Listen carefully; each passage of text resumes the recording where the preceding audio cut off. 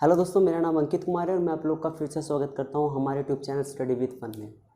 So guys, जैसे कि हमारी क्लासेस चल रही थी पर्यावरण अध्ययन की, तो मैं उसको ही आगे कंटिन्यू करता हूं। क्लास 4 हो गई थी, आज जो है वो क्लास नंबर 5 है, ठीक है। और कंटिन्यू रखते हैं क्या, अपना पर्यावरण अध्ययन की।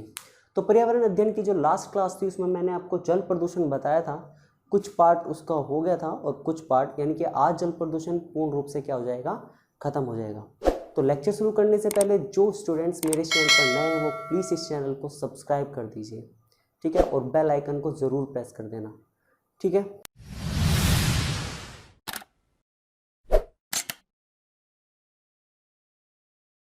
तो अपनी प्रीवियस क्लास में मैंने जहां वीडियो एंड की थी वहीं से एक बार बता देता हूं।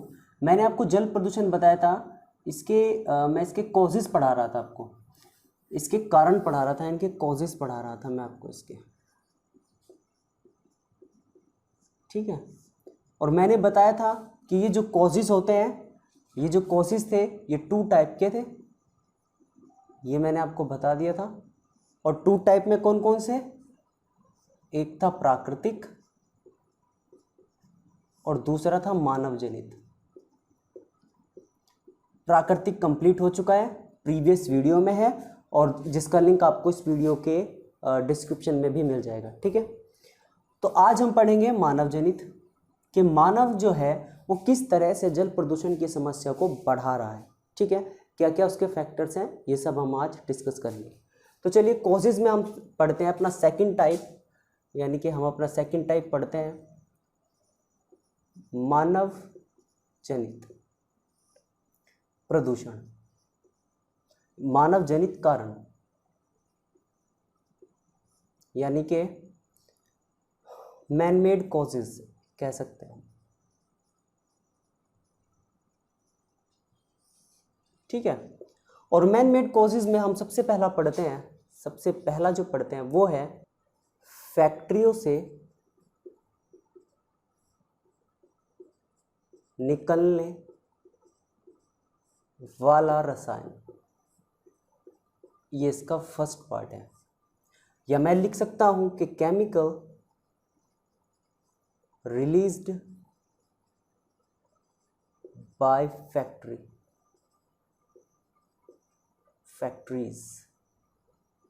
ओके।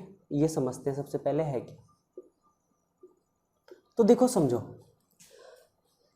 फैक्ट्रियों से निकलने वाला रासायन किस तरह से जल प्रदूषण की समस्या को बढ़ा रहा है, इसको देख लेते हैं, समझो जरा। देखो ऐसे समझो, देखो जितनी भी फैक्ट्रियां हैं उन फैक्ट्रियों से जो निकलने वाला गंदा पानी है या दूषित जल है, वो दूषित जल किसी ना किसी तरीके से किसी ना किसी नदी में मिल रहा होगा, ठीक है। और उस नदी में, जिस नदी में वो मिल रहा है, उस नदी में वो डीओ की मात्रा, इनके डिजोल्व ऑक्सीजन की मात्रा को क्या कर रहा होगा, कम कर रहा होगा, जिसके कारण उस नदी में उपस्थित जलीय जीव भी क्या हो रहे होंगे, मर रहे होंगे। तो इसके लिए मैं आपको एक एग्जाम्पल बता देता हूँ, देखो जैसे समझो, एग्जाम्पल जैसे जब गंगा नदी है, ये जो गंगा नदी है और ये ऊपर की तरफ पड़ता है कन्नौज, ऊपर की तरफ पड़ता है उत्तर प्रदेश में कन्नौज। जब ये गंगा नदी इस कन्नौज में एंटर करती है, जब ये गंगा नदी इस कन्नौज में एंटर करती है, तो एंटर करने के बाद कन्नौज में ही कई सारी पीतल की फैक्ट्रियां होती हैं, कई सारी क्या होती हैं, पीतल की फैक्ट्रियां होती है। और इन पीतल की फैक्ट्रियों से कंटिन्यूसली क्या निकलता है, गंदा पानी निकलता है। क्या निकलता है, गंदा पानी निकलता है। और वो गंदा पानी सीधे सीधे किस में चला मिल जाता है, गंगा नदी में मिल जाता है। मैंने क्या बताया कि जब ये गंगा नदी उत्तर प्रदेश के कन्नौज में प्रवेश करती है, तो वहां उपस्थित पीतल की फैक्ट्रियों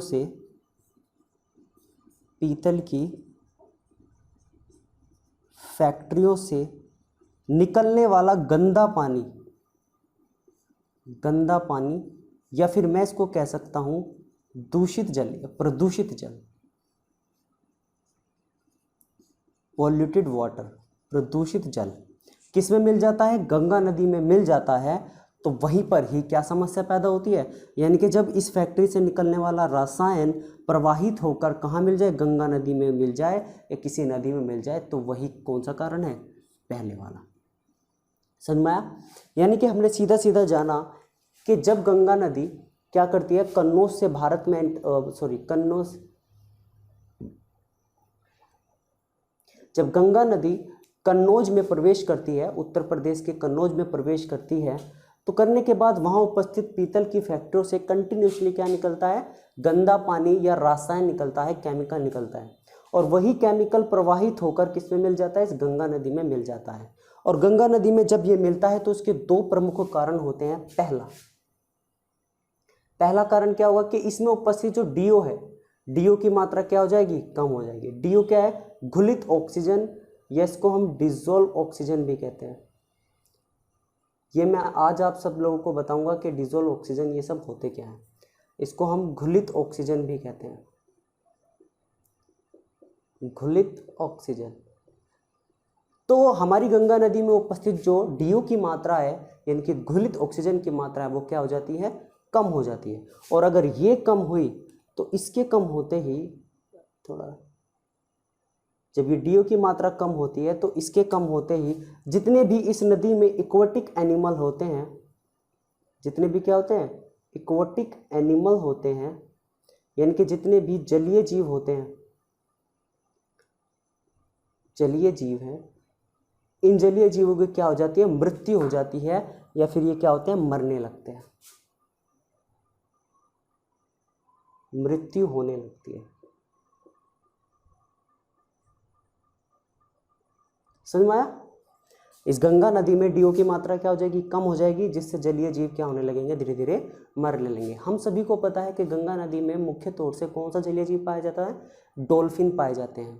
ठीक है, अब जब डीओ की मात्रा धीरे धीरे कम हो जाएगी, यानी कि वो ऑक्सीजन जो ये जलीय जीव लेते हैं, अगर उसकी मात्रा कम हो जाएगी तो इन डॉल्फिनों की संख्या भी धीरे धीरे क्या होने लगेगी, कम होने लगेगी। तो अगर आपसे इस तरह का पॉइंट पूछा जाए कि गंगा नदी में सर्वाधिक मात्रा में कौन सा जलीय जीव पाया जाता है, तो आंसर है डॉल्फिन। लेकिन धीरे धीरे कम होता जा रहा है, क्यों? क्योंकि इसमें डीओ की मात्रा क्या होती जा रही है, कम होती जा रही है।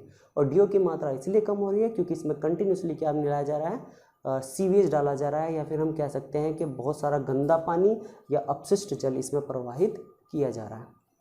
समझ में आया?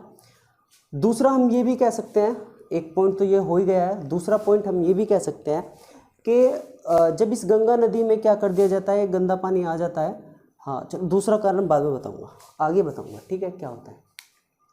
तो ये समझ में आया कि फैक्ट्रियों से निकलने वाला रसायन किस तरीके से नदियों के पानी को दूषित कर रहा है, तो ये उसका कारण है। कभी कभी पूछा जाता है कि गंगा नदी का पानी खराब क्यों नहीं होता है, जबकि ये एक शोध किया गया था कि गंगा नदी से जब एक कोई नहर निकलती है, उस नहर के पानी का परीक्षण किया गया तो वो खराब हो गया था। कहा जाता है कि गंगा नदी का पानी इसलिए खराब नहीं होता क्योंकि इसमें एक वायरस पाया जाता है जिसका नाम है बैक्टीरियोफेज। बैक्टीरियोफेज नामक वायरस क्या करता है, इस पानी में उपस्थित बैक्टीरियो को खा लेता है या उनको मार देता है।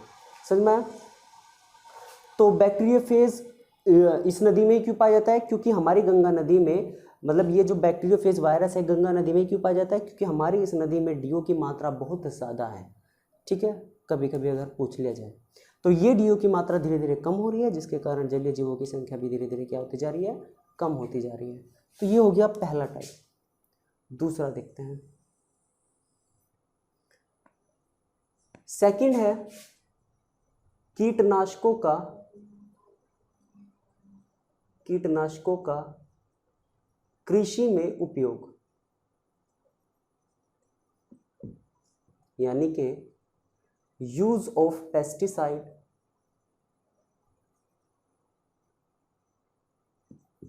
In agriculture.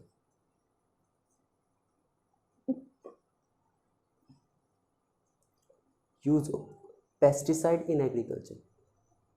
अब जरा समझते हैं कि ये जो कीटनाशक है, ये हम जो कृषि में उपयोग करते हैं इन कीटनाशकों का, ये किस तरीके से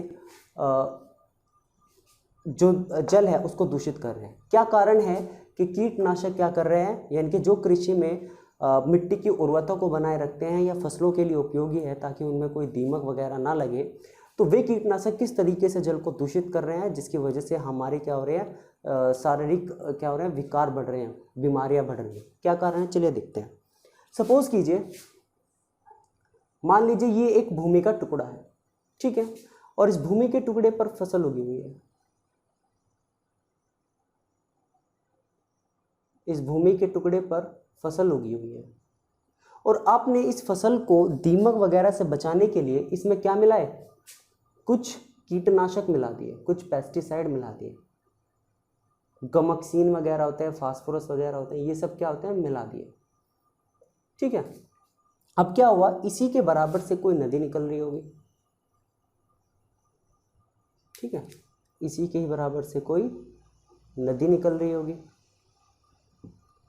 अब क्या हुआ, मान लो कि बारिश का समय है और यहां पर बारिश हुई, क्या है, बारिश का समय है और इस खेत पर बारिश हुई, ठीक है। तो ये जो कीटनाशक आपने मिलाया है इस फसल में, ये कीटनाशक बहेगा, वर्षा के साथ बहकर इस नदी में प्रवेश कर जाएगा, वर्षा के साथ बहकर इस नदी में क्या कर जाएगा, प्रवेश कर जाएगा, जिसके कारण इस नदी का जो जल है वो पूर्ण रूप से या धीरे धीरे क्या होने लगेगा, दूषित होने लगेगा।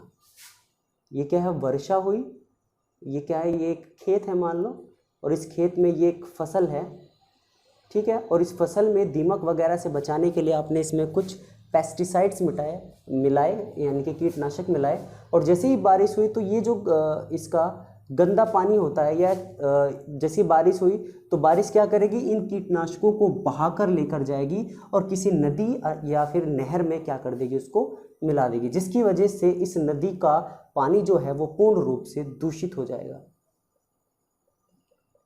क्या हो जाएगा, दूषित जल हो जाएगा।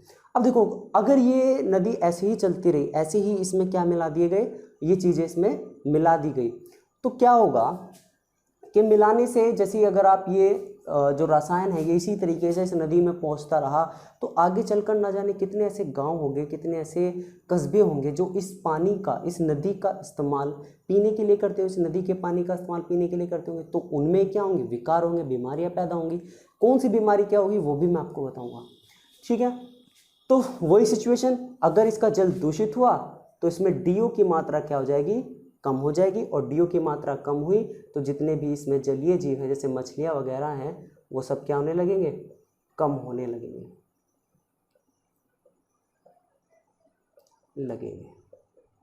ठीक है, मुझे लगता है आपको बी भी अच्छे से समझ में आ गया होगा। दूसरा देखते हैं, नेक्स्ट सी आता है सीवेज। सीवेज समस्या, यानी कि जितना भी सीवेज होता है, सीवेज प्रॉब्लम क्या क्या होती है, जरा इसको देख लेते हैं। देखो, ये तो हम सब जानते होंगे कि जितना भी सीवेज होता है, सीवेज मैं आपको बता देता हूँ एक बार।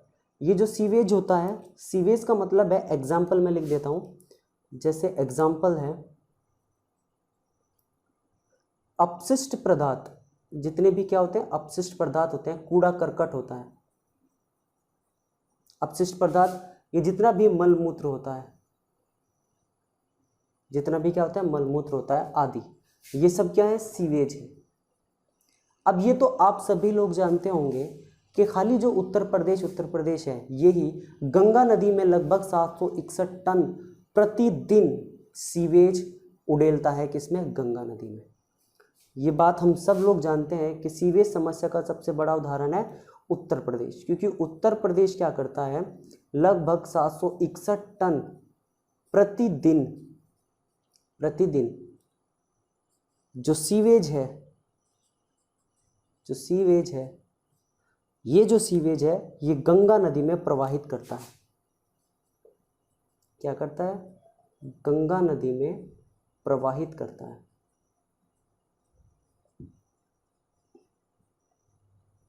अब सेम कंडीशन यहाँ आ जाएगी सीवेज में, कि जैसे ये सीवेज क्या होंगे, ये अपशिष्ट पदार्थ क्या होंगे, किन में डाल दिए जाएंगे, गंगा नदी में डाल दिए जाएंगे। जैसे आप प्लास्टिक मान लो, ठीक है, अगर प्लास्टिक गंगा नदी में डाल दी गई तो जितने भी गंगा में रहने वाले जलीय जीव है वो उसको एज अ खाना समझकर, यानी कि एज अ फूड समझकर क्या करेंगे, खा लेंगे। और ऐसा आपने न्यूज़ में भी सुना होगा कि एक बार एक व्हेल मछली के मुंह से जो है अंदर से कई सारी प्लास्टिक प्राप्त की गई थी या मिली थी। ठीक है, तो ये समस्या भी क्या हो सकती है, बहुत ज़्यादा बढ़ सकती है। तो इसको क्या करना चाहिए, थोड़ा कम करो यार, है ना। तो उसके कारण क्या हो रहा है, जो गंगा नदी है उसका जल पूर्ण रूप से क्या हो रहा है, दूषित हो रहा है। ठीक है, मुझे लगता है आपको सी भी अच्छे से समझ में आ गया होगा, सीवेज समस्या। ठीक है, उसके बाद चलते हैं हम अपने तीसरे पॉइंट पर। पहला, दूसरा, तीसरा हो चुका था, चौथा यानी कि डी। डी है तेल का रिसाव। देखते हैं कि तेल का रिसाव जल प्रदूषण की समस्या को कैसे बढ़ा रहा है। ऑयल स्पाइल। तो जरा समझिए, देखो मान लो कि ये कोई समुद्र है, समुद्र का पानी है।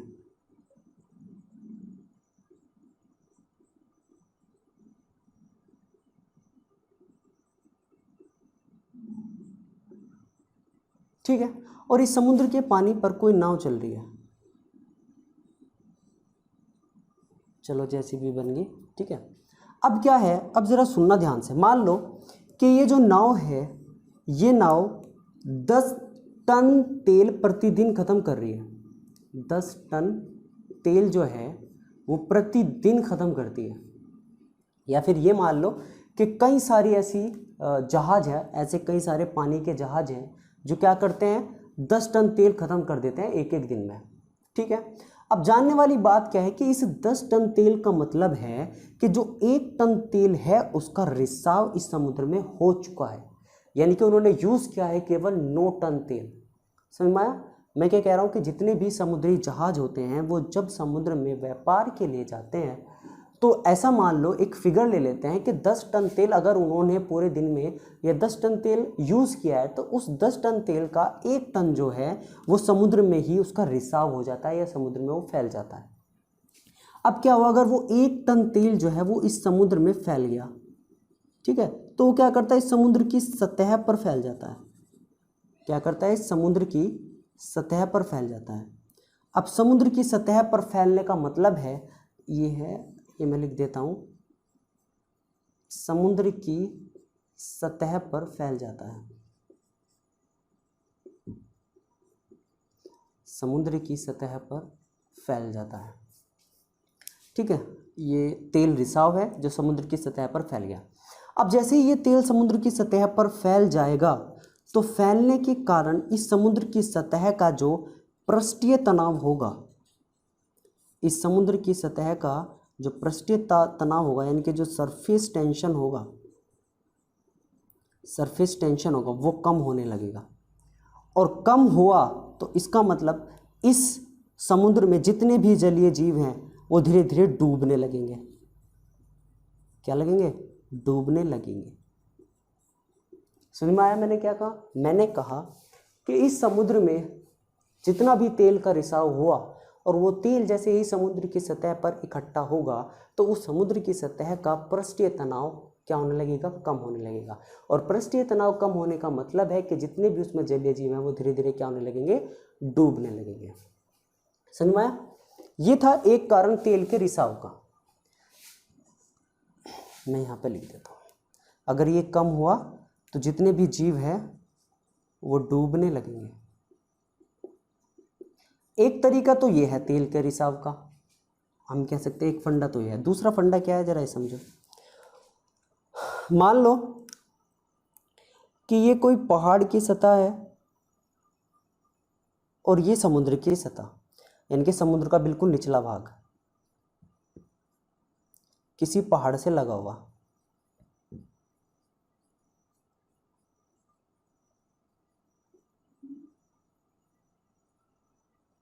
ठीक है, अब हम क्या करते हैं, जब भी हमें तेल निकालना होता है, जब भी हम क्या करते हैं, एक्सट्रैक्शन ऑफ ऑयल करते हैं, तेल का खनन करते हैं, तो ऊंची जगह से क्यों करें, क्यों ना हम पहले खुदाई गहराई मिल रही है यहाँ पर तो यहाँ से शुरू करेंगे ना तेल का खनन। तो क्या करते हैं, यहाँ से तेल का खनन शुरू कर देते हैं। यहाँ से नीचे से हम क्या करते हैं, यहाँ पर बहुत सारा तेल है मान लो, उस तेल का खनन हम क्या कर देते हैं, यहाँ से शुरू कर देते हैं। अब जैसे ही हम इस तेल का खनन करते हैं तो obvious सी बात है कुछ तेल का रिसाव तो होगा ही, कुछ तेल का क्या होगा, रिसाव होगा। और वो तेल जो है जिसका रिसाव हो वो धीरे धीरे किस पर जमने लगेगा, समुद्र की सतह पर जमने लगेगा। यानी कि समुद्र की सतह पर तैरने लगेगा। ये कारण भी तो हो सकता है ना।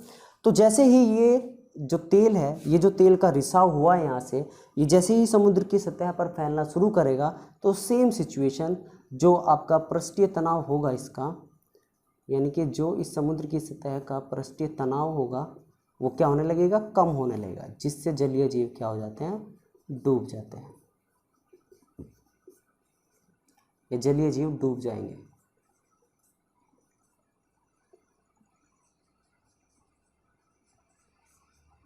ठीक है, मुझे लगता है कि आपको इसकी दूसरी कंडीशन भी अच्छे से समझ में आ गई होगी, तेल के रिसाव की। ठीक है, अब अपने नेक्स्ट पर चलते हैं। नेक्स्ट आता है डी, हो गया ई। ई आता है तापीय जल। तापीय जल, या मैं कह सकता हूं थर्मल वाटर।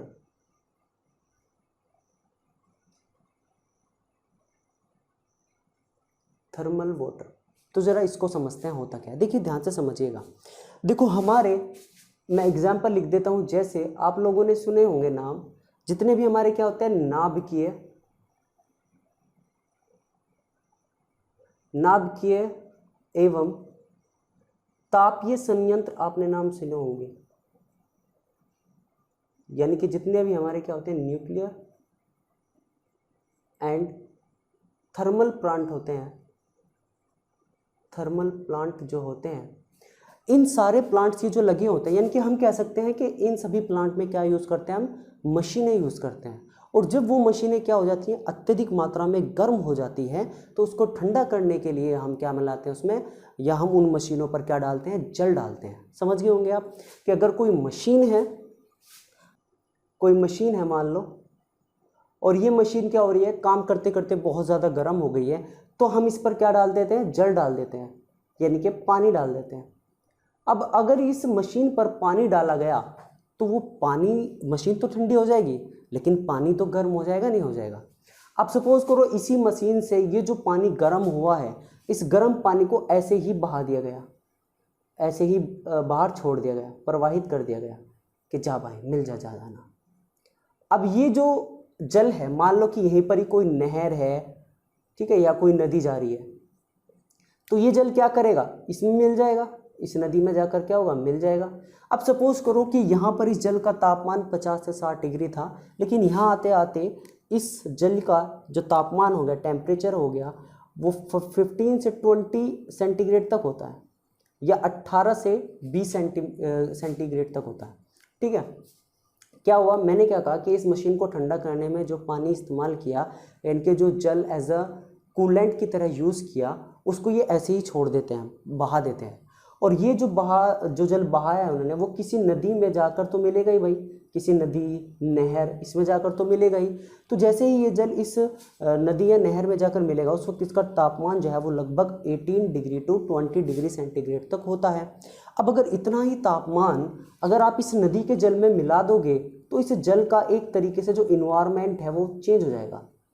इस नदी का जो इन्वायरमेंट है वो एकदम क्या हो जाएगा, चेंज हो जाएगा। यानी कि मैं कह सकता हूँ कि सपोज करो आप एक बढ़िया एसी में बैठे हुए हो और एकदम से आपको बाहर चले जाओ, अगर आप कमरे से या घर से बाहर चले तो एकदम बहुत गर्मी लगेगी ना आपको, तो क्या करोगे, सर्वाइव कर पाओगे, ऐसे नहीं कर पाओगे। ऐसे इसमें जलीय जीव होते हैं। अब अगर आप इसमें क्या करोगे, इस गर्म पानी को डाल दोगे, तो पानी जो गर्म हो रहा है इसमें, या अब जो पानी यहाँ से जाएगा इस नदी में मिलेगा, उसका तापमान तो इतने डिग्री है, 18 से 20 सेंटीग्रेड तक है ना। तो वो इस पानी के एनवायरनमेंट को पूरी तरीके से क्या कर देता है, चेंज कर देता है, जिससे जो इसमें क्या होते हैं, जलीय जीव होते हैं, जो इसमें क्या होते हैं, जीव होते हैं या जलीय जीव होते हैं, वो क्या होने लगते हैं, मरने लगते हैं, मरने लगते हैं। समझ में आया नहीं आया? देखो समझ लो एक बार कि ये जो नाभिकीय एवं तापीय संयंत्र प्लांट है, इस प्लांट में जो जल यूज किया है वो जल शीतलक के रूप में प्रयोग किया गया है। शीतलक के रूप में क्या किया गया, इसका इस्तेमाल किया, ऐसे कूलेंट यूज किया इसको। ठीक है, अब क्या हुआ, जब ये शीतलक के रूप में प्रयोग किया गया तो इसको ऐसे ही बहा दिया जाता है, इस जल को क्या किया जाता है, बहा दिया जाता है, बहा दिया जाता है। और जब इसको बहा दिया जाता है तो बहने के बाद ये किसी नदी या नहर, इनमें तो मिलेगा ही, आदि में मिल जाता है, आदि में मिल जाता है। और मिलने के बाद वही कि जो जीव हैं वो ठीक से सांस नहीं ले पाते, एकदम से पानी क्या होता है, पानी में चेंजेस होने लगते हैं तो ठीक से सांस नहीं ले पाते, या फिर उन्हें डीओ ठीक से नहीं मिल पाता तो उनकी क्या होने लगती है, मृत्यु होने लगती है। तो सेम कंडीशन ये वाली बन जाएगी। समझ में आ गया होगा। तो मुझे लगता है तापीय संयंत्र जो है, तापीय जल है, वो आपके समझ में आ गया होगा। ठीक है, अगर आपकी समझ में नहीं आ रहा, ये जल जो है, अगर आप सोच रहे हो कि ये जीव जो है वो कौन से, जैसे मछलियाँ होती हैं भाई, मगरमच्छ होते हैं, कछुए होते हैं, ये सब क्या नहीं कर पाएंगे, सर्वाइव नहीं कर पाएंगे जल के अंदर। ठीक है, नेक्स्ट देखते हैं, नेक्स्ट क्या है, लास्ट प्लास्टिक प्रदूषण। सॉरी, प्लास्टिक प्रदूषण, प्लास्टिक पॉल्यूशन, इसको भी थोड़ा सा समझ लेते हैं। देखो सिंपल सा है, ज़्यादा कुछ हैवी नहीं है, बहुत इजी है। देखो सपोज करो प्लास्टिक प्रदूषण क्या है, मान लो कि ये एक नदी है, ठीक है, और यहाँ पर एक आदमी खड़ा हुआ है और इस आदमी ने एक कोल्ड ड्रिंक की बोतल पी और उसको ऐसे ही पानी में फेंक दिया। क्या कि एक कोल्ड ड्रिंक पी और इसको ऐसे ही किसी नदी या नाले या नहर में फेंक दिया। ऐसे ही कुछ घर ले लो, ऐसे ही क्या होंगे, कुछ घर होंगे जो सेम सिचुएशन को फॉलो कर रहे होंगे, यानी कि जितना भी उनका कूड़ा करकट है, जितना भी प्लास्टिक है, वो किस में डाल देते होंगे, नदी में डाल देते होंगे। अब क्या होगा, अगर नदी में ये सब डाल दिया तो अब क्या होगा कि जैसे ही ये नदी में इसमें डल जाएगा तो ये नदी क्या ले जाएगी, इसको सबको बहा कर लेके जाएगी अपने साथ। चलो मेरे साथ, चलने के बाद सपोज करो कि ये नदी अब किसी समुद्र में तो मिलेगी, किसी सागर या ओशन या किसी महासागर में तो मिलेगी। तो मानो ये एक महासागर में मिली, ये क्या है, एक महासागर है, ठीक है, और इस नदी ने जितना भी प्लास्टिक अपने साथ लाई है उसको इस नदी में छोड़ दिया, ये जितना भी सीवेज अपने साथ लाई है, जितना भी प्लास्टिक लाई है उसे इस नदी में छोड़ दिया, इस सागर में छोड़ दिया। अब क्या होगा, सेम दो तरह की कंडीशन बनेगी। पहली डीओ की मात्रा क्या होगी, कम हो जाएगी, और डीओ की मात्रा अगर कम हुई तो जितने भी जलीय जीव हैं वो क्या होने लगेंगे, मरने लगेंगे। पहली तो यही होगी, मरने लगेंगे, ठीक है। दूसरी क्या होगी, दूसरी ये होगी कि जितने भी जलीय जीव है वो इस प्लास्टिक को अपना खाना समझकर खाने लगेंगे, जिससे भी उनकी मृत्यु हो जाएगी। ये भी है। तीसरा, मतलब यहाँ लिख देता हूँ मैं, जीवों द्वारा खाया जाना, प्लास्टिक को जीवों द्वारा खाया जाना। और तीसरा मैं लिख सकता हूँ यहाँ पर, तीसरा मैं कह सकता हूँ कि जितने भी समुद्र में क्या होते हैं, एल्गी होते हैं, या फिर जितने भी लाइकेन होते हैं, एल्गी यानी कि शैवाल या फफूंद ये होते हैं, ये भी क्या होने लगते हैं, नष्ट होने लगते हैं, नष्ट होने लगते हैं। सुन में मैंने क्या कहा, प्लास्टिक प्रदूषण क्या हुआ, नदी बहुत सारा प्लास्टिक अपने साथ बहाकर लेकर आई समुद्र की तरफ। समुद्र में क्या हुआ कि डीओ की मात्रा धीरे धीरे कम होने लगी, जिससे जलीय जीव मरने लगे।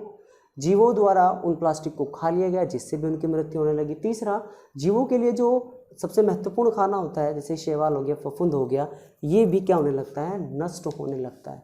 शैवाल को तो कई ज़्यादा हम भी यूज़ करते हैं एज अ सी फूड, ठीक है। तो ये था दूसरा टाइप, मानव जनित प्रदूषण कैसे हो रहा है, ये वो था सारा जो मैंने आपको 5 तरीके बताए हैं, 6 हो गए ना, हाँ 6। तो इसको आप अच्छे से समझ गए होंगे मुझे लगता है, ठीक है। एक बात आप ध्यान रखना कि तेल के रिसाव के कारण क्या होता है, देखो मछलियों का बहुत अच्छा भोजन होता है, माना जाता है, वो होता है पलवक। ये मछलियों का बहुत ज़्यादा अच्छा भोजन होता है, यानी कि साइटोप्लैंक्टन। ये ये मछलियों के लिए बहुत अच्छा भोजन माना जाता है, लेकिन इस तेल के रिसाव के कारण क्या हो जाता है, ये भोजन धीरे धीरे क्या होने लगता है, नष्ट होने लगता है। ठीक है, तो ये था सेकंड टाइप कंप्लीट हो गया। ठीक है, अब मैं आपको कुछ बताता हूँ कि डीओ, बीओडी, ये सीओडी, ये क्या होते हैं, इनको समझा देता हूँ। ठीक है, ठीक है, तो चलिए देखो, एक बार ये बीओडी सीओडी शुरू करने से पहले मैं आपको एक चीज़ बता देता हूँ, इसके नियंत्रण के लिए क्या किया गया,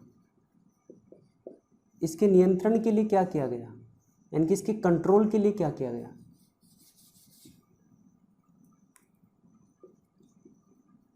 जल प्रदूषण के नियंत्रण या कंट्रोल के लिए क्या किया गया, सबसे पहले मैं आपको ये बताता हूँ। तो देखो, सन 1974 में आपने नाम सुना होगा, जल प्रदूषण नियंत्रण अधिनियम, जल प्रदूषण नियंत्रण अधिनियम पारित किया गया था,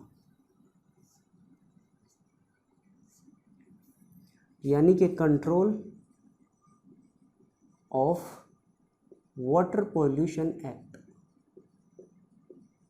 वाटर पोल्यूशन एक्ट, ये पारित किया गया।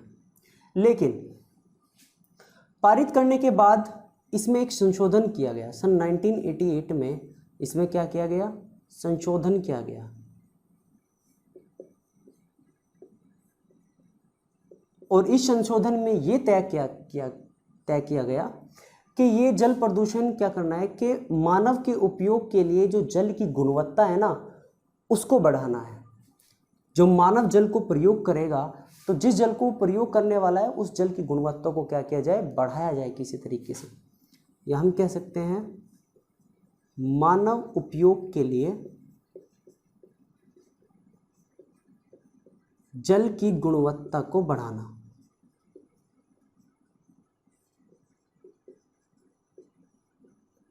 ठीक है, और यही नहीं, जो WHO है, यानी कि वर्ल्ड हेल्थ ऑर्गेनाइजेशन जो है, यानी कि विश्व स्वास्थ्य संगठन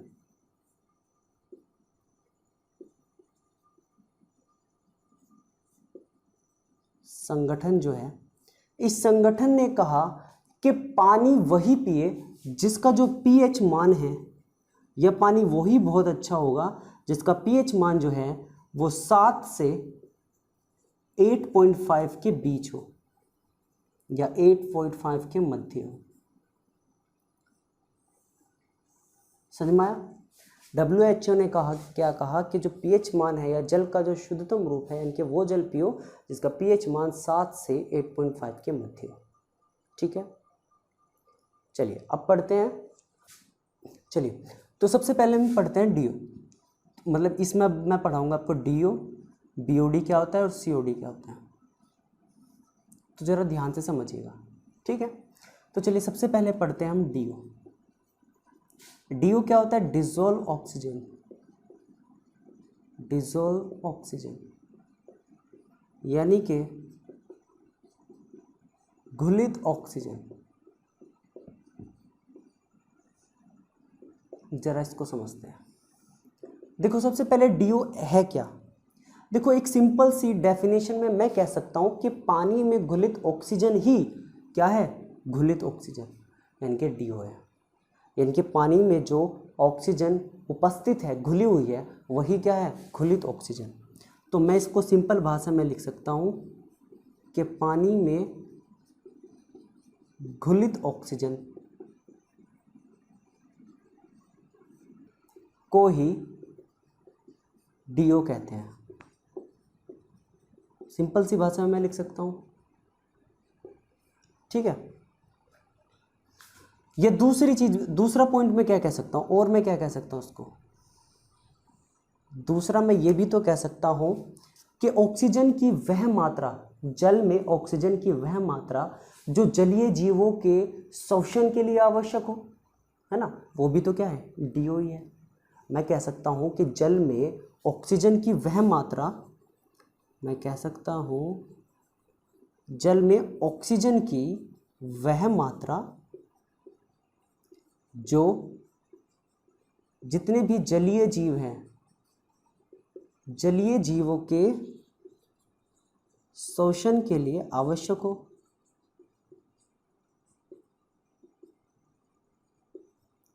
शोषण के लिए आवश्यक हो, वही क्या है, घुलित ऑक्सीजन है या DO है। समझ में आया? ठीक है। अब उसके बाद जरा दो नोट समझिए, बहुत ज़्यादा इंपॉर्टेंट है एज ए नोट। तो सबसे पहला जो है, फर्स्ट नोट जो है, मोस्ट इंपॉर्टेंट है, याद रखना। अगर पानी में DO की मात्रा,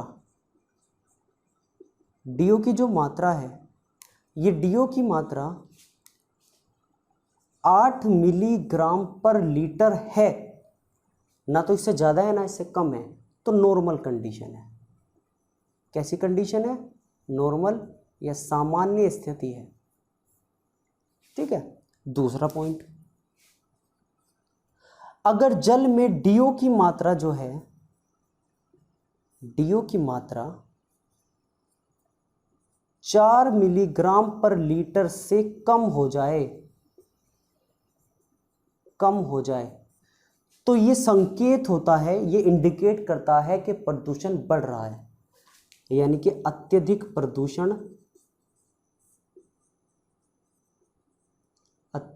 प्रदूषण का सूचक होता है। Indicate high pollution. समझ में आया?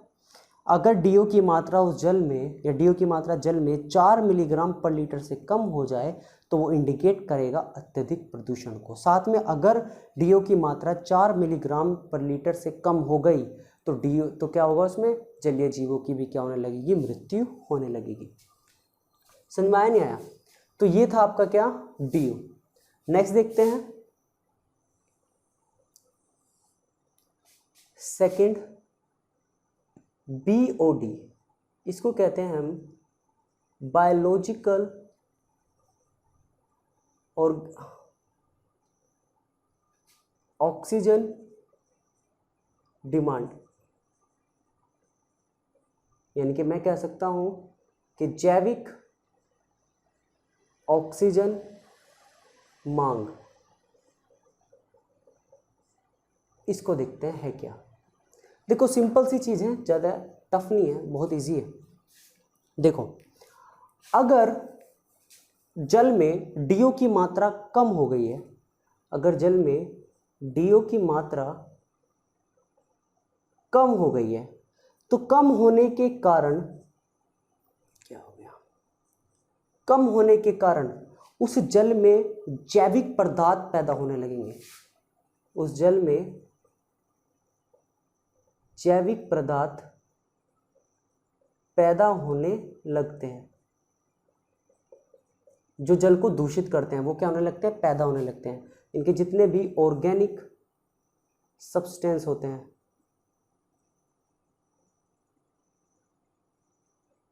वो सब क्या होने लगते हैं, पैदा होने लगते हैं। अब अगर ये जैविक पदार्थ पैदा होने लगे, तो इन जैविक पदार्थों का अपघटन करना क्या हो जाएगा, जरूरी हो जाएगा।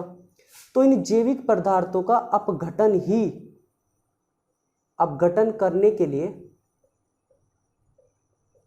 करने के लिए क्या मिलाया जाएगा, BOD मिलाया जाता है। अपघटन करने के लिए BOD मिलाया जाता है, पानी में BOD मिलाया जाता है। समझ में आया? तो सिंपल सी चीज है कि अगर DO की मात्रा कम हुई, तो हमें BOD की आवश्यकता होगी। बताओ समझ में आई या नहीं भाई? BOD की सबसे ज्यादा मात्रा जो है, वो गंगा नदी जब कानपुर से इलाहाबाद के बीच बहती है, तो कानपुर से इलाहाबाद के बीच BOD की मात्रा सबसे ज्यादा पाई जाती है। समझ में आया? और सामान्य तौर पर नदियों में, या मैं लिख सकता हूं कि सामान्यतः नदियां जो होती है, या नदियों में BOD की मात्रा जो है, BOD की मात्रा जो है, वो 10 मिलीग्राम पर लीटर तक होती है।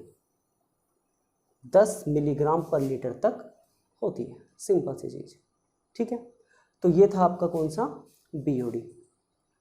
तो मुझे लगता है ये आपकी समझ में आ गया होगा। ठीक है। तो एक जरा COD देख लो, थोड़ा सा ही है। अब जरा देख लेते हैं हम COD क्या है।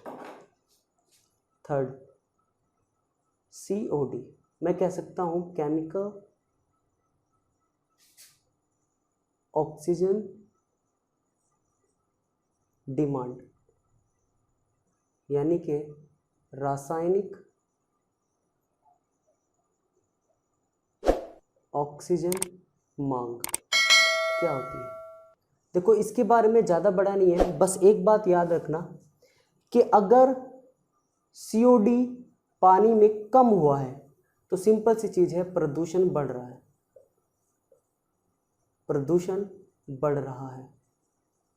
बस ये बात याद रखना कि पानी में अगर COD कम हो रहा है तो प्रदूषण की मात्रा बढ़ रही है। दरअसल सिंपल सी चीज़ है, क्या होता है कि पानी में उपस्थित जो कार्बनिक पदार्थ होते हैं, कार्बनिक पदार्थ जैसे अपशिष्ट होते हैं, कूड़ा करकट होता है या फिर मलमूत्र होता है, उसके कारण क्या होते हैं, उसमें कार्बनिक पदार्थ या ये सब चीज़ें पैदा होने लगती है पानी में।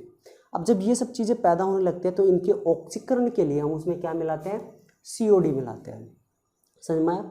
और अगर COD की मात्रा, बस ये ध्यान रखना कि COD की मात्रा जहाँ कम हो रही है इसका मतलब वहाँ पे प्रदूषण की मात्रा क्या हो रही है, बढ़ रही है। यानी कि जिनमें अपशिष्ट पदार्थ या मलमूत्रों की संख्या बहुत ज़्यादा है तो उसका मतलब समझ लो वहाँ पर COD भी क्या है, कम है। एक बात याद रखना आप लोग कि सामान्य रूप से COD की जो नदियों में या पानी में मात्रा होती है वो 20 मिलीग्राम पर लीटर तक होती है सामान्य तौर पर, ठीक है, ना इससे ज़्यादा ना इससे कम। और एक बात और याद रखना कि जो COD है, COD की जो मात्रा है वो हमेशा ज़्यादा रहेगी BOD की मात्रा से, राइट। मैंने इसकी बताई 2 मिलीग्राम पर लीटर और BOD की मैंने बताई थी 10 मिलीग्राम पर लीटर। तो इससे साफ साफ पता चलता है कि हमेशा COD की मात्रा ज़्यादा रहेगी BOD के कंपैरिजन में। समझ में आया। तो ये था DO, BOD, COD, समझ में आ गया होगा, ठीक है। और अगर समझ में आ रहा है तो यार सब्सक्राइब कर दो। हाँ चलिए नेक्स्ट पर चलते हैं। जल प्रदूषण का मानव पर क्या प्रभाव पड़ेगा। जल प्रदूषण का मानव पर प्रभाव, इसे जानना बहुत जरूरी है। यानी कि effect on human, water pollution का मानव पर क्या प्रभाव पड़ेगा, इसको देखते हैं। तो सबसे पहला आता है, सबसे पहला ही पॉइंट है वो क्या है कि मानव द्वारा दूषित जल को पीना। क्या कहा मैंने, मानव द्वारा प्रदूषित जल को पीना।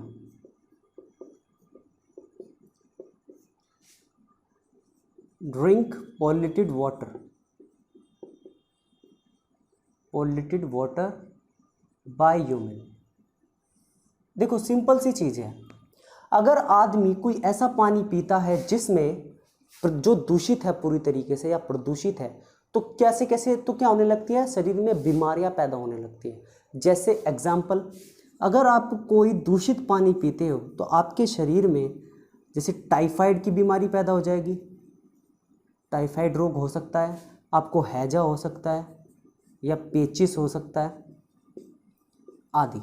इस तरह के रोग आपके शरीर में वास करने लगेंगे अगर आप कोई ऐसा पानी पीते हैं जो पूर्ण रूप से क्या है, दूषित है। समझ में आया। ये था पहला। दूसरा मोस्ट इंपॉर्टेंट है तो जरा ध्यान से समझिएगा। दूसरा है जल में उपस्थित भारी धातुओं का मानव पर प्रभाव क्या पड़ेगा। देखिए बहुत ज़्यादा इंपॉर्टेंट है, मैं लिख देता हूँ। मानव पर प्रभाव यानी कि जो हैवी मेटल होते हैं, हैवी मेटल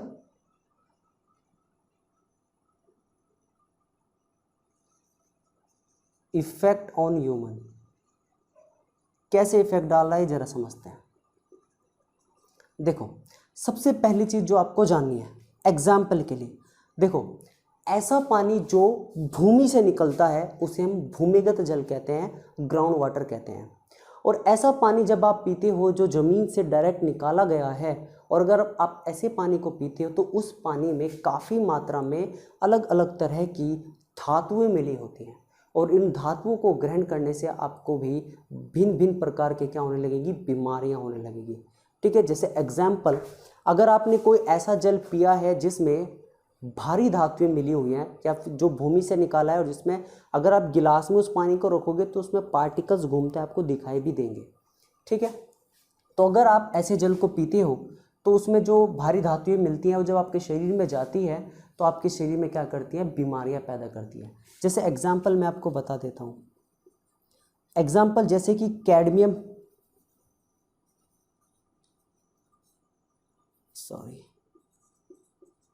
कैडमियम हो गया, पारा होता है, आर्सेनिक हो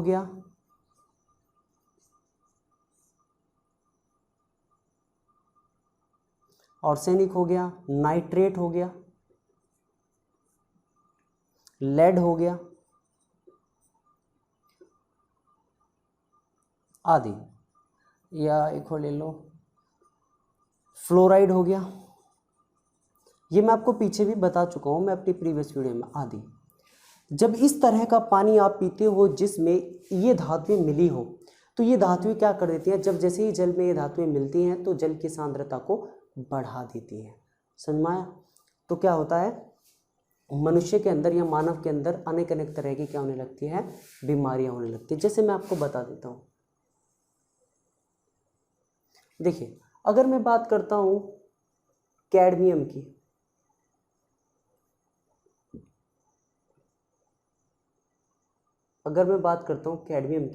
तो अगर आप ऐसा पानी पीते हो जिसमें कैडमियम धातु की प्रधानता या कैडमियम धातु की सांद्रता बहुत ज़्यादा है तो आपके शरीर में डायरिया हो जाएगा, या आपके शरीर की धीमी वृद्धि होनी शुरू होगी,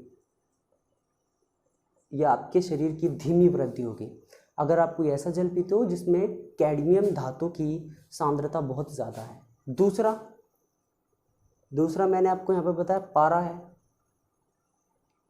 अगर आप कोई ऐसा जल पीते हो जिसमें पारे की सांद्रता बहुत ज़्यादा है तो क्या होगा, मिनी माता, कहीं कहीं मिनी माटा भी लिखा होता है, ये रोग हो जाता है। इनकी जो माता निकलती है ना, फुंसियाँ निकलती हैं, वो हो जाता है। और दूसरी चीज़ ये जानना कि ये बहुत बार पूछा भी गया है, बहुत इंपॉर्टेंट है याद रखना, कि मिनी माता रोग किस जल में किस धातु के मिले होने के कारण होता है, या किस धातु के ज़्यादा मिले होने के कारण होता है, तो कौन सा है, पारा। समझ में आ गया होगा। तीसरा हम देखते हैं, तीसरा मैंने यहाँ बताया आर्सेनिक।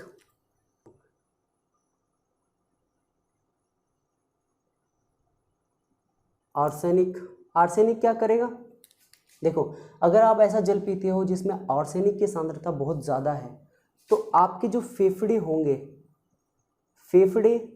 या फिर त्वचा का कैंसर होने की संभावना रहती है।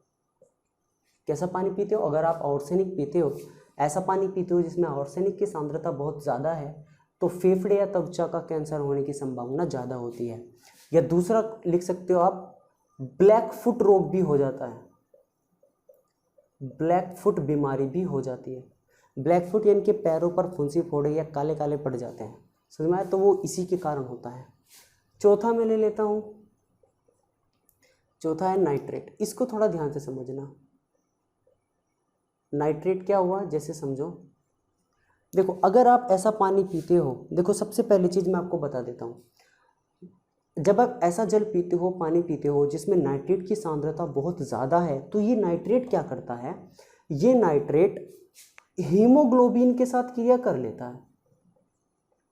क्या कर लेता है, हीमोग्लोबिन के साथ क्रिया कर लेता है।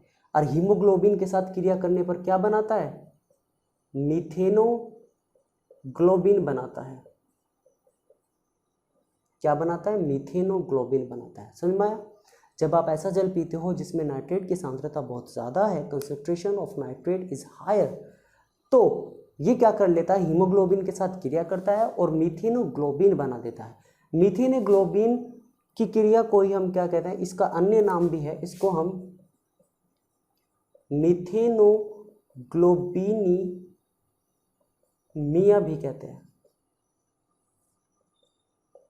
मिथेनोग्लोबिनीमिया भी इसको हम क्या कहते हैं। या फिर इसका एक अन्य नाम भी है जिसे आप ब्लू बेबी सिंड्रोम कहते हैं, ब्लू बेबी सिंड्रोम, इसको ये भी कहते हैं। इससे समझ में आ गया होगा आपको, है ना, ब्लू बेबी सिंड्रोम से। तो याद रखना, अगर पूछा जाए बहुत बार, बहुत इंपॉर्टेंट है, अगर आपसे पूछा जाए कि जो आपका ब्लू बेबी सिंड्रोम रोग है वो किसकी अधिकता के कारण या पानी में किस धातु की अधिकता के कारण होता है या मिले होने के कारण, तो कौन सी है, नाइट्रेट। अगर शरीर में नाइट्रेट की ज़्यादा सांद्रता बहुत ज़्यादा है तो कौन सा रोग होने की संभावना रहती है, ब्लू बेबी सिंड्रोम रोग होने की संभावना सबसे ज़्यादा रहती है। समझ में आया? तो ये मैंने आपको बताए कुछ कारण कि किन से क्या बीमारियां हो जाती है। एक है लेड, हाँ लेड भी है। फिफ्थ ले लेते हैं लेड। लेड से क्या होगा, अगर आप ऐसा पानी पीते हो जिसमें लेड की सांद्रता बहुत ज़्यादा है तो एनीमिया रोग होता है। एनीमिया या फिर उल्टी लगनी शुरू हो जाती है आपको, एनीमिया रोग होती है या उल्टी लगनी शुरू हो जाती है अगर आप ऐसा पानी पीते हैं। ठीक है, मुझे लगता है कि आपकी समझ में आ गया होगा। तो ये बताया मैंने कुछ एग्जांपल्स, और क्वेश्चंस इन्हीं पे ज़्यादा पूछता है। रही बात फ्लोराइड की, तो अगर आप ऐसा पानी पीते हो जिसमें फ्लोराइड की सांद्रता बहुत ज़्यादा है तो हड्डियाँ टेढ़ी मेढ़ी हो जाती हैं, दांत पीले हो जाते हैं, और मतलब इस तरह की बीमारियाँ देखी जाती है। दांत पीले हो जाते हैं, मोतियाबिंद हो जाता है आँखों में, अगर आप ऐसा पानी पीते हो जिसमें फ्लोराइड की सांद्रता बहुत ज़्यादा है। ठीक है, तो ये थे कुछ जल प्रदूषण जिसका या हैवी पदार्थ जिन्हें पीने से मानव पर क्या पड़ता है, प्रभाव पड़ता है। मैं 6 लिख देता हूँ, वैसे तो आप भी लिख लेना। फ्लोराइड, ये सब भूमिगत जल के उदाहरण है, भूमि से जो जल प्राप्त होता है ये उसके उदाहरण है। याद रखना, हड्डियों का टेढ़ा मेढ़ा होना, या दूसरा मैं कह सकता हूँ दांतों का पीला होना, या तीसरा मैं कह सकता हूँ मोतियाबिंद होना। तो ये कई सारे कारण सामने आते हैं। ठीक है, तो मुझे लगता है आपकी समझ में आ गया होगा। नेक्स्ट पर चलते हैं। तो नेक्स्ट है, अगर मैं जल प्रदूषण की बात कर रहा हूँ और गंगा प्रदूषण की बात ना करूँ तो ऐसा हो ही नहीं सकता। जल प्रदूषण में अगर मैं गंगा प्रदूषण की बात ना करूँ तो ऐसा तो हो ही नहीं सकता। गंगा पोल्यूशन, इसको समझ लेते हैं थोड़ा सा, होता क्या है। ठीक है, ज़्यादा नहीं, थोड़ा समझते हैं। देखो 1984 में जो केंद्रीय प्रदूषण नियंत्रण बोर्ड था,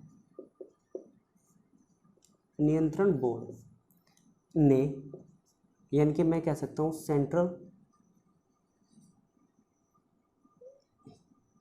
सेंट्रल पोल्यूशन कंट्रोल बोर्ड, इसने क्या किया, इसने ऋषिकेश व कलकत्ता के मध्य एक पंचवर्षीय गंगा परियोजना का कार्यक्रम किया, गंगा परियोजना की शुरुआत की।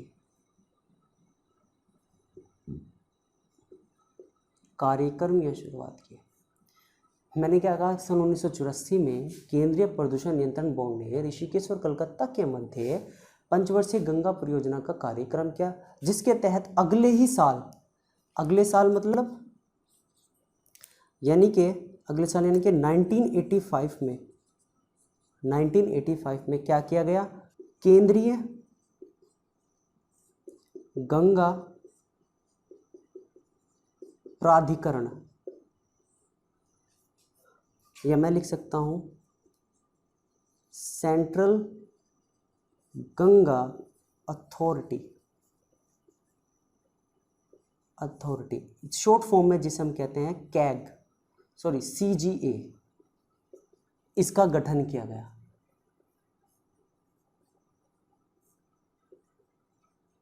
इसका क्या किया गया? गठन किया गया। समझ में आया? पंचवर्षीय योजना कार्यक्रम शुरू किया गया जिसके तहत सन 1985 में केंद्रीय गंगा प्राधिकरण यानी कि CGA का क्या किया गया? गठन किया गया। जिसके बाद सन 1995 में इसका विलय कर दिया गया। किसमें? राष्ट्रीय नदी संरक्षण योजना यानी कि नेशनल रिवर कंजर्वेशन प्लान, इसमें इसका क्या कर दिया गया? विलय कर दिया गया, यानी कि इसमें मिला दिया गया। अब एक चीज समझो, 1985 में ही एक काम और हुआ था, और वो क्या था? वो था गंगा एक्शन प्लान, जिसे आप कैग कहते हो,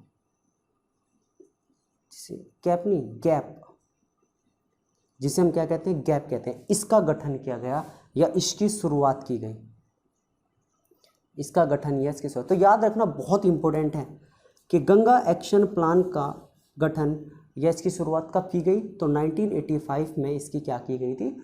शुरुआत की गई थी। अगर आपसे पूछा जाए कि गैप फर्स्ट कब चला था, कब से कब चला, तो जो गैप फर्स्ट है वो 1986 से 1993 तक चला था। 1986 से 1993 तक। इसका उद्देश्य क्या था? इसका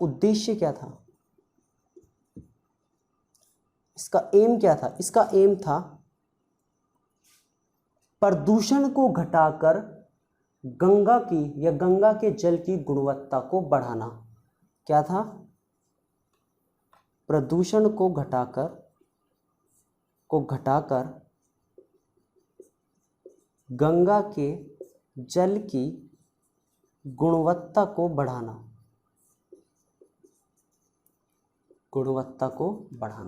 ये इसका प्रमुख उद्देश्य था। तो समझ में आया? गंगा प्रदूषण से संबंधित क्या क्या चीज हुई है। ऐसी बहुत सारी योजनाएं हैं, जैसे नमामि गंगे है जो शुरू की गई थी, वो मैं अलग से बताऊंगा। लेकिन जल प्रदूषण की बात है तो जल प्रदूषण से यानी कि गंगा के जल प्रदूषण को बनाने के लिए किस किस चीज के गठन किया गया था, तो वो सब यहाँ पे है। ठीक है, वो आप लोग समझ लोगे। इसके बाद एक टर्म आती है जिसका नाम है सुपोषण। इसका नाम क्या है? सुपोषण, जिसे आप यूट्रोफिकेशन कहते हो। इस टर्म को समझ लो, बहुत ज्यादा इंपॉर्टेंट है क्या? देखो समझो, होता क्या है कि जब जल में कार्बनिक पदार्थों की मात्रा बढ़ने लगे, यानी कि जितने भी क्या होते हैं कार्बनिक पदार्थ होते हैं, जब जल में कार्बनिक पदार्थों या कार्बनिक पदार्थ अधिक होने लगे या बढ़ने लगे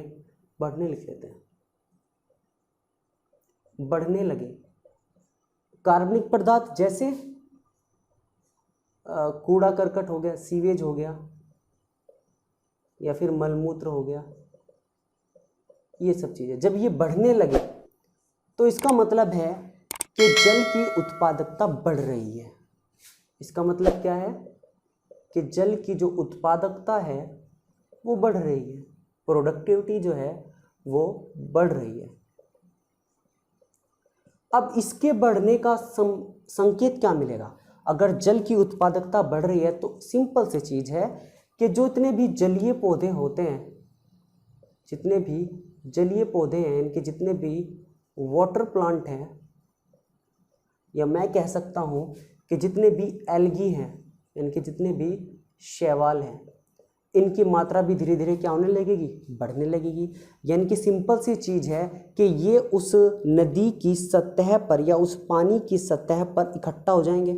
यानी कि मान लो कि ये वो पानी की सतह है ऊपर की तरफ, और अगर इसमें कार्बनिक पदार्थों की मात्रा ज़्यादा हुई तो जलीय पौधे और जो शैवाल होते हैं हरे हरे जो आप पानी के ऊपर देखते हो वो यहाँ जमा हो जाएंगे, नहीं हो जाएंगे। अगर वो यहाँ पर जमा हो गए तो जमा होने के कारण क्या करेंगे, जो DO इस पानी में है ये DO को खुद सोखने लगेंगे या DO को ज़्यादा से ज़्यादा इस्तेमाल करना शुरू कर देंगे, है ना। अब अगर ये DO को ज़्यादा से ज़्यादा इस्तेमाल करना शुरू कर देंगे तो इसके अंदर जो जीव हैं वो क्या करेंगे भाई, है कि नहीं, वो तो जीते जी मर जाएंगे ना।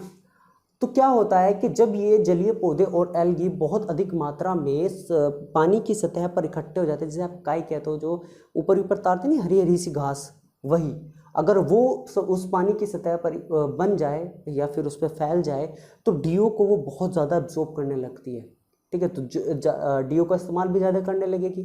तो उसी के कारण जो होंगे, जो जीव होंगे, जो जलीय जीव होंगे वो धीरे धीरे क्या होने लगेंगे, उन्हें मोक्ष की प्राप्ति होने लगेंगे, यानी कि वो मरने लगेंगे। यही है सुपोषण। समझ में आया नहीं आया? चलो आगे होगा। तो भाई ये था आपका जल प्रदूषण जो अभी मैंने आपको कंप्लीट करा दिया। तो जल प्रदूषण के बाद हमारा नेक्स्ट होगा ध्वनि प्रदूषण। तो अगर किसी ने इस क्लास को ध्यान से नहीं समझा है वो प्लीज़ इसको ध्यान से समझ लीजिए, है कि नहीं। और अगर कोई भी प्रॉब्लम आती है तो आप मुझे कमेंट बॉक्स में कमेंट कर सकते हो, पूछ सकते हो कि सर ये चीज़ क्या है या ये कैसे हुआ। और जो मेरी बाकी की वीडियोस का लिंक भी आपको इस वीडियो के डिस्क्रिप्शन में मिल जाएगा, ठीक है। तो जाने से पहले अगर किसी ने चैनल को अभी तक भी सब्सक्राइब नहीं किया है तो कर दो यार, क्या चला जाएगा तुम्हारा, हाँ 1 सेकेंड उस सब्सक्राइब वाले बटन पे दबा दब कर दो बस, ठीक है। तो चलिए आज की क्लास ख़त्म, तो goodbye, take care, best of luck.